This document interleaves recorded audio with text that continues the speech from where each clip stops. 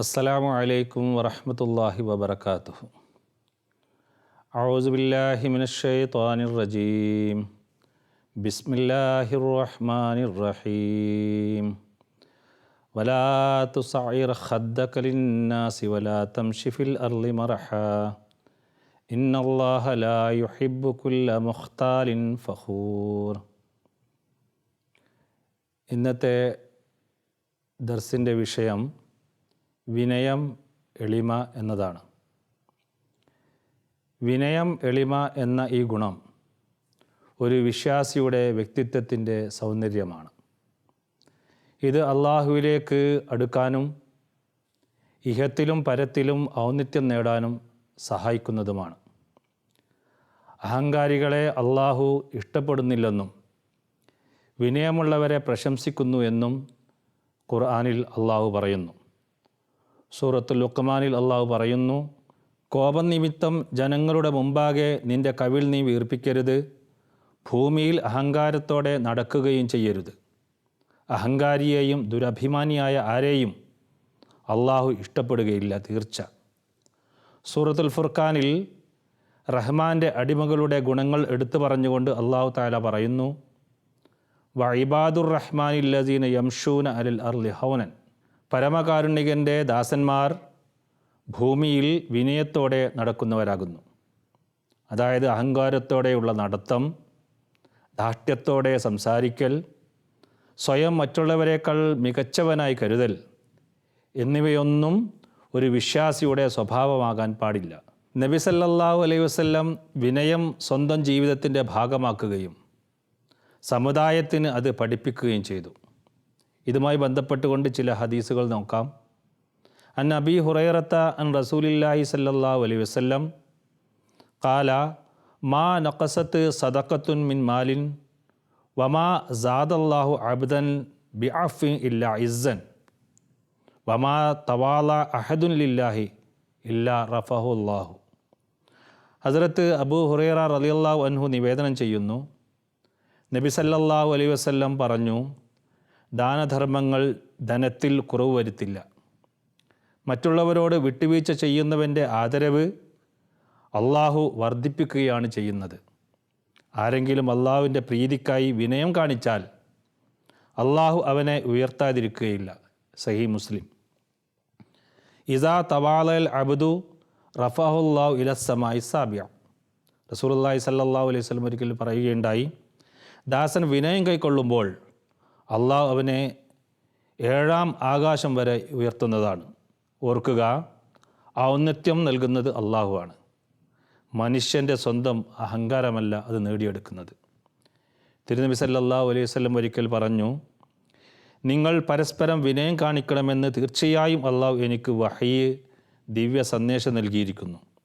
ഒരാളും മറ്റൊരാളോട് അഹങ്കാരം നടിക്കരുത്, ആരും മറ്റൊരാളോട് അതിക്രമം കാണിക്കരുത്. സഹീഹ് മുസ്ലിം. കിബിർ, അതായത് അഹങ്കാരം എന്നതിനെക്കുറിച്ച് നബി സല്ലല്ലാഹു അലൈഹി വസല്ലം ഇപ്രകാരം പറയുന്നു, സത്യത്തെ തള്ളിക്കളയുകയും ജനങ്ങളെ നിസ്സാരമായി കാണുകയും ചെയ്യുക എന്നതാണത്. ഈ സ്വഭാവം മനുഷ്യനെ നരകത്തിലേക്ക് നയിക്കുന്നു. നബി സല്ലല്ലാഹു അലൈഹി വസല്ലമയുടെ ദൈനംദിന ജീവിതത്തിൽ വിനയത്തിൻ്റെയും എളിമയുടെയും മനോഹരമായ മാതൃകകൾ ധാരാളമുണ്ട്. തിരുനബി സല്ലല്ലാഹു അലൈഹി വസല്ലം പറയാറുണ്ടായിരുന്നു, ഞാനൊരു സാധാരണ തൊഴിലാളിയെപ്പോലെയാണ്. സാധാരണ മനുഷ്യരെപ്പോലെ ഞാൻ തിന്നുകയും കുടിക്കുകയും ഇരിക്കുകയും എഴുന്നേൽക്കുകയും ചെയ്യുന്നു. തിരുമേനിയുടെ ഗാർഹിക ജീവിതവും ഇതിന് സാക്ഷിയാണ്. ഹദ്റത്ത് ആയിഷ റളിയല്ലാഹു അൻഹ പറയുന്നു, റസൂൽ സല്ലല്ലാഹു അലൈഹി വസല്ലം വീട്ടിൽ തൻ്റെ കുടുംബാംഗങ്ങളോടൊപ്പം വീട്ടുകാര്യങ്ങളിൽ സഹായിക്കാറുണ്ടായിരുന്നു. സ്വന്തമായി വസ്ത്രങ്ങൾ കഴുകാറുണ്ടായിരുന്നു. വീട്ടിൽ തൂത്ത് വൃത്തിയാക്കാറുണ്ടായിരുന്നു. ഒട്ടകത്തെ സ്വയം കെട്ടിയിടുമായിരുന്നു. വെള്ളം കൊണ്ടുവരുന്ന മൃഗങ്ങൾ, ഒട്ടകം പോലെയുള്ളവയ്ക്ക് സ്വന്തമായി തീറ്റ കൊടുത്തിരുന്നു. ആടിനെ സ്വയം കറന്നിരുന്നു. തൻ്റെ സ്വകാര്യ ജോലികൾ സ്വയം ചെയ്തിരുന്നു. സേവകനെ സഹായിക്കുകയും അവനോടൊപ്പം ചേർന്ന് മാവ് കുഴക്കുകയും ചെയ്തിരുന്നു. മാർക്കറ്റിൽ നിന്ന് തൻ്റെ സാധനങ്ങൾ സ്വയം എടുത്തുകൊണ്ട് വന്നിരുന്നു. ഹസ്രത്ത് ആയിഷ റളിയല്ലാഹു അൻഹ പറയുന്നു, നബി സല്ലല്ലാഹു അലൈഹി വസല്ലം തിരുമേനിയേക്കാൾ നല്ല സ്വഭാവമുള്ള മറ്റൊരാളുണ്ടായിരുന്നില്ല. അവിടുത്തെ സ്വഹാബികളിൽ നിന്നോ കുടുംബാംഗങ്ങളിൽ നിന്നോ ആരെങ്കിലും വിളിച്ചാൽ തിരുനബി നൽകിയിരുന്ന മറുപടി ലബ്ബൈക്, ഞാൻ ഹാജറാണ് എന്നായിരുന്നു. ഹദ്റത്ത് അബ്ദുല്ല ഇബ്നു അബി ഔഫ റളിയല്ലാഹു അൻഹു വിവരിക്കുന്നു, നബി സല്ലല്ലാഹു അലൈഹി വസല്ലം തിരുമേനി വിധവകളുടെയും പാവപ്പെട്ടവരുടെയും ആവശ്യങ്ങൾ പൂർത്തിയാക്കുന്നതിനായി അവരോടൊപ്പം നടന്നു പോകുന്നതിൽ ഒട്ടും മടി കാണിച്ചിരുന്നില്ല. ഹദ്റത്ത് ഹംസ ബിൻ അബ്ദുല്ല റളിയല്ലാഹു അൻഹു പറയുന്നു, നബി കരീം സല്ലല്ലാഹു അലൈഹി വസല്ലം വർണ്ണ വ്യത്യാസമില്ലാതെ ആളുകളുടെ ക്ഷണം സ്വീകരിക്കുകയും കഴുതയുടെ ഇടുങ്ങിയ പുറത്ത് വരെ സവാരി ചെയ്യുകയും ചെയ്യുമായിരുന്നു. ഒരിക്കലൊരു ജൂതൻ്റെ സാധാരണ ക്ഷണം സ്വീകരിക്കുകയും ചെയ്തു.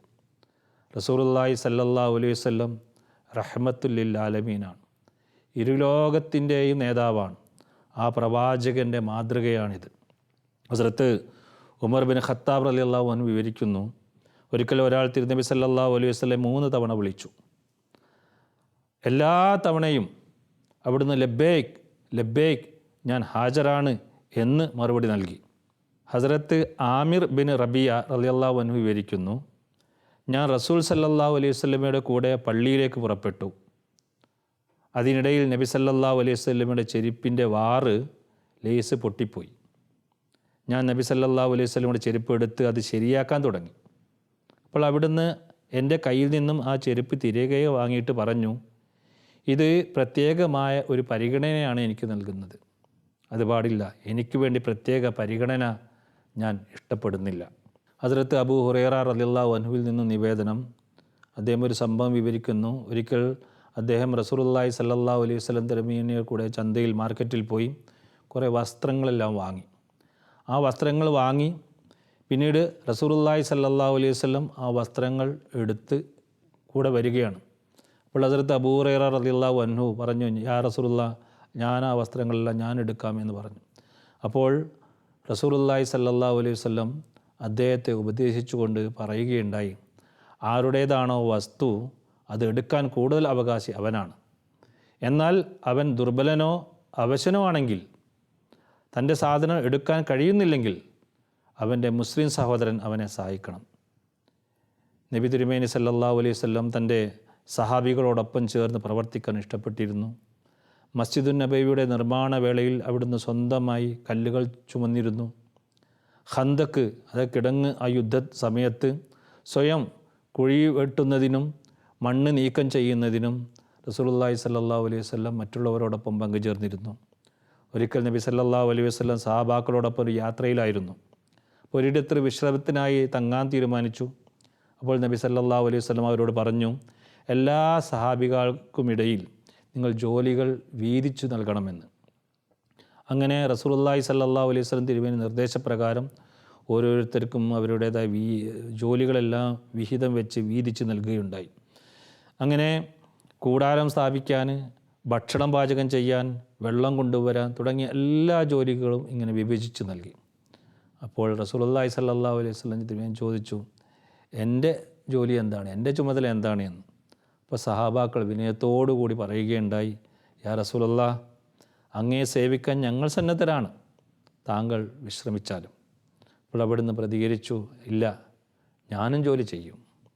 എന്നിട്ട് അവിടുന്ന് സ്വയം പറഞ്ഞു, തീ കത്തിക്കാനുള്ള വിറകുകൾ ശേഖരിക്കുന്ന ജോലി ഇതുവരെ ആർക്കും ഏൽപ്പിച്ചിട്ടില്ല. ഞാൻ ആ ജോലി ഏറ്റെടുക്കുന്നു, ഞാൻ വിറകുകൾ ശേഖരിക്കാം. തുടർന്ന് ആ ലക്ഷ്യത്തിനായി അതിനായി റസൂലുള്ളാഹി സല്ലല്ലാഹു അലൈഹി വസല്ലം കാട്ടിലേക്ക് പോവുകയുണ്ടായി. വിനയം എന്നത് വാക്കുകളിലുള്ള പ്രകടനമല്ല, അത് ഹൃദയത്തിൻ്റെ അവസ്ഥയും പ്രായോഗിക സമീപനവുമാണ്. ഹദ്റത്ത് മസീഹ് മൗഊദ് അലൈഹി സ്വലാത്തു വസ്സലാം പറയുന്നു, സത്യവിശ്വാസിയുടെ ഒരു നിബന്ധന ഇതാണ്, ഒരാൾ സത്യവിശ്വാസിയാകാനുള്ള നിബന്ധന ഇതാണ്, അവനിൽ അഹങ്കാരമുണ്ടാകരുത്, പകരം വിനയം, താഴ്മ, എളിമ എന്നിവ ഉണ്ടായിരിക്കണം. ഇത് അള്ളാഹുവിൻ്റെ പ്രവാചകന്മാരുടെയും മറ്റും സവിശേഷതയാണ്. അവരിൽ അങ്ങേയറ്റത്തെ എളിമയും വിനയവും കാണപ്പെടുന്നു. എല്ലാറ്റിലും ഉപരിയായി ഈ സ്വഭാവ ഗുണം തിരുമേനി സല്ലല്ലാഹു അലൈഹി വസല്ലമയിൽ ഉണ്ടായിരുന്നു. തിരുനബി സല്ലല്ലാഹു അലൈഹി വസല്ലമയുടെ ഒരു സേവകനോട് താങ്കളോടുള്ള തിരുമേനിയുടെ പെരുമാറ്റം എങ്ങനെയായിരുന്നു എന്ന് ചോദിച്ചപ്പോൾ അദ്ദേഹം പറഞ്ഞത്, സത്യം പറഞ്ഞാൽ ഞാൻ സേവിക്കുന്നതിനേക്കാൾ കൂടുതൽ തിരുനബി സല്ലല്ലാഹു അലൈഹി വസല്ലം എന്നെയാണ് സേവിച്ചിരുന്നത്, അതിന് എൻ്റെ കാര്യങ്ങൾ ചെയ്തു തരികയാണ് ചെയ്തിരുന്നത്. വീണ്ടും പറയുന്നു ഹസ്രത്ത് മസീഹ് അലൈഹി സ്വലാത്തു വസ്സലാം, ദൈവഭക്തിയോടെ ജീവിക്കുന്നവർ നിർധനതയിലും ദരിദ്രഭാവത്തിലും ജീവിക്കണമെന്ന നിബന്ധനയുണ്ടായിരുന്നു. ഇത് ദൈവഭക്തിയുടെ ഒരു ശാഖയാണ്. ഇത് മുഖേന നമുക്ക് അനാവശ്യമായ കോപത്തെ നേരിടാൻ കഴിയണം. വലിയ വലിയ ദൈവജ്ഞാനികൾക്കും സത്യസന്ധന്മാർക്കും നേരിടേണ്ടി വരുന്ന അവസാനത്തെയും കഠിനമേറിയതുമായ ഘട്ടം കോപത്തിൽ നിന്നുള്ള മോചനമാണ്. അഹങ്കാരവും അഹന്തയും കോപത്തിൽ നിന്നാണ് ഉണ്ടാകുന്നത്. അപ്രകാരം തന്നെ ചിലപ്പോൾ മുൻകോപവും അഹങ്കാരത്തിൻ്റെയും അഹന്തയുടെയും ഫലമായിരിക്കും. കാരണം കോപമുണ്ടാകുന്നത് മനുഷ്യൻ തൻ്റെ ആത്മാവിനെ ഇതരൻ്റെ മേൽ മുന്തിക്കുമ്പോഴാണ്. റിപ്പോർട്ട് ജൽസ സാലാന 1897. അള്ളാഹുവിൻ്റെ മഹത്വവും നമ്മുടെ ദാസത്വവും ആവശ്യപ്പെടുന്നത് നാം എപ്പോഴും വിനയമുള്ളവരായിരിക്കണമെന്നാണ്. അള്ളാഹുവിന് വേണ്ടി വിനയം സ്വീകരിക്കുക എന്നതാണ് ലോകത്തിലെ ഏറ്റവും വലിയ ശക്തി. നമുക്കെല്ലാവർക്കും അഹങ്കാരത്തെ ഹൃദയത്തിൽ നിന്ന് വലിച്ചെറിയാനും വിനയത്തെ നമ്മുടെ സ്വഭാവമാക്കാനും സാധിക്കുമാറാകട്ടെ. അങ്ങനെ ദൈവപ്രീതി കരസ്ഥമാക്കാൻ നമുക്ക് സാധിക്കുമാറാകട്ടെ. ഹസ്രത്ത് മസീഹ് അലൈഹി സ്വലാത്തു വസ്സലാം പറയുന്നു, ജോ ഖാക്ക് മേ മിലേ ഉസേ മിൽത്താ ഹെ ആശിന, ഏ ആസ്മാനെ വാലേ യേ നുസ്ഖ ബി ആസ്മാ. വിനയത്താൽ മണ്ണോട് ചേരുന്നവന് ദൈവസവിധം നേടാനാവുന്നു. പരീക്ഷിക്കുന്നവരെ ഈ മാർഗവും ഒന്ന് പരീക്ഷിക്കുക. വാഹിറു ദഅവാന അനിൽ ഹംദുലില്ലാഹി റബ്ബിൽ ആലമീൻ. അസ്സലാമു അലൈക്കും വറഹ്മത്തുള്ളാഹി.